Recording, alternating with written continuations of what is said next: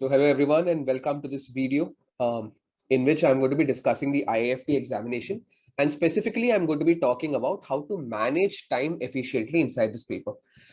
In this paper, time management is extremely crucial for several different reasons. So first, let's understand the reasons that why managing time is such a big part of clearing this paper. And then we will discuss the strategy with which you should be going into the paper and tackling all the sections of the paper. Right. So first, we're looking at the pattern of the IIFT paper. You've got 4 sections, which are QA, DILR, VARC, and GK. You've got 25 questions in QA, you've got 30 in DILR, 35 in VRC, and 20 in GK. So put together, you have got 110 questions, and you've got a total of 120 minutes. So 2 hours and 110 questions. And why managing time here becomes extremely essential is because of 2 reasons. One is that every section has its own individual cutoff. So you'll have to clear the sectional cutoffs as well as the overall score cutoff. So if you neglect any one of the sections and yet manage to clear the overall cutoff, that will not be sufficient for you to get a call for the interview. So it's very, very important that we balance our time among all the 4 sections. And why balancing time becomes very important is because cycling between the sections is permitted. So it's not like the CAT paper where every section has got a set amount of time allocated to it. You can move between the sections during the paper, and you can say pick up questions from any part of the paper. You can go back and forth between the sections. So what happens several times is that if students don't manage their time properly, if they spend all their time on one section and they completely neglect, say, one of the remaining sections, then they will not be able to clear that particular sectional cutoff, and that will be fatal to their chances of getting a call for an interview. And last thing that we have to understand about the paper pattern is that all of the questions are multiple choice questions, and there are no type in the answer type of questions. Right? Everything is MCQ. Right? Before moving on, let me tell you that this was a paper pattern last year. I don't see any reason why this year the paper pattern should change.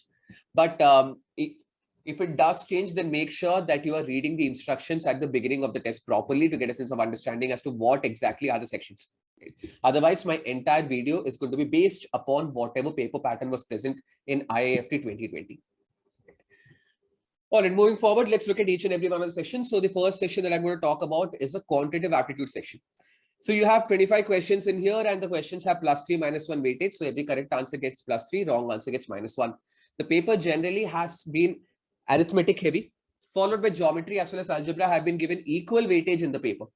Now, let me tell you that all these questions of arithmetic, geometry, and algebra, the common characteristic trait among them would be that the questions will be easy. Most of the questions will be doable. Anyone who is given time will be able to solve the questions. But these questions will be calculation intensive and long to solve. That's what makes the QA part of the IIFT paper challenging, that the questions are long and very, very calculation intensive, and you will not have access to an on-screen calculator. I'm giving a special mention to PNC or permutations and combinations questions in this particular video because PNC questions are present inside the IIFT paper, and these are the questions where people can actually save time. So if you have practiced PNC before and are a bit rusty right now, I would say that it's a very good idea to go back and refresh the basics of permutations and combinations. It will help you save a lot of time in attempting questions. Now, what are we supposed to do with the QA session of the paper initially? I would say that take the clock and follow the clock for 35 minutes. For 35 minutes, stay on the QA section and try to solve 8 questions. If you solve a minimum of 8 questions within 35 minutes, you can ensure that you will clear the sectional cutoff, because if you look at history, then historically, last year, the sectional cutoff for QA was 15 marks. So if you can solve 8 questions in 35 minutes, you would have ensured that you will definitely clear the sectional cutoff of QA. So this is what I would suggest everyone to do. Spend 35 minutes on QA, solve 8 questions, and move on to the next section, which is going to be the DILR section. DILR section has got 30 questions, again, +3, -1 marking scheme. In this section, we generally have seen that there are 6 sets of either LR or DI and 4 questions each. So that makes it 6 into 4, 24 questions in LR and DI. A couple of short sets. Short sets are 2 questions each. And these short sets can be either linear arrangement sets, or they can be Venn diagram sets, or they can be family tree and blood relations kind of sets. So those are possible. And maybe 2 questions which are individual separate questions, like your input-output questions, which you might have come across in NMAT examination, or complete the sequence or complete the series or pattern recognition type of question might also be present as a single question. So that's what a mix of all of these together will add up to 30 questions in this paper. Now, let me tell you, LR and DI of this paper is much, much more easier than the CAT paper. So if you're comfortable with the CAT paper's LR section, there is no reason why you will not be able to solve sufficient number of questions in the LR and DI section of IIFT as well. Right.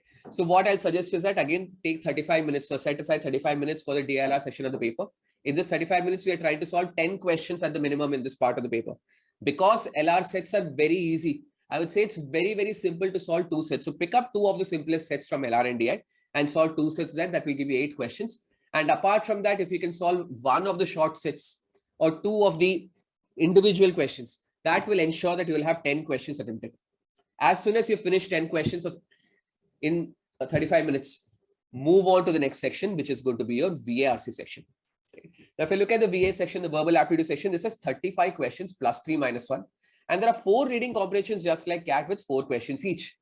But these reading comprehension questions, even though the passages might be very long to read, but the questions are much more straightforward and direct as compared to the CAT paper. Not much of inference-based questions. Most of these questions will be fact-based. So unlike the CAT paper, in this paper, I would say that it is prudent to solve reading comprehension questions because they're very easy. And you can go to the choices first. Instead of reading the passage first, you can go to the choices first and the question first, read the question, go back to the passage and search for the answer and mark the option as the answer and move on. Like that, you can solve reading comprehension questions of the IIFT paper. Apart from the 16 reading comprehension questions, the remaining 19 odd questions will be split between para-jumbles, vocabulary and grammar questions. Vocabulary questions will be like fill in the blanks questions, word analogy questions, sometimes even etymology and word root questions are asked. Grammar questions are basically sentence correction questions. Now, all of these para-jumbles, vocabulary and grammar questions do not take too much of time to solve because para-jumbles have got options given in them. So you can go to the options and select that particular option, which makes a lot of sense. Vocabulary questions, of course, cannot take time at all because you either know the meanings of the words or you don't. So hardly it takes less than 20 seconds to solve vocabulary questions, and grammar questions are very similar to that. So what I would suggest to do in the VA part of the paper is take 25 minutes. And in these 25 minutes, we are looking to solve 18 questions. In these 18 questions, my personal suggestion is solve at least 2 RCs. 2 RCs will give you 8 questions and go through the remaining part of the paper through para-jumbles, vocabulary and grammar questions. I'm sure that you will be able to attempt 10 more questions from these. After that, if you have time left, then you can go to one more RC.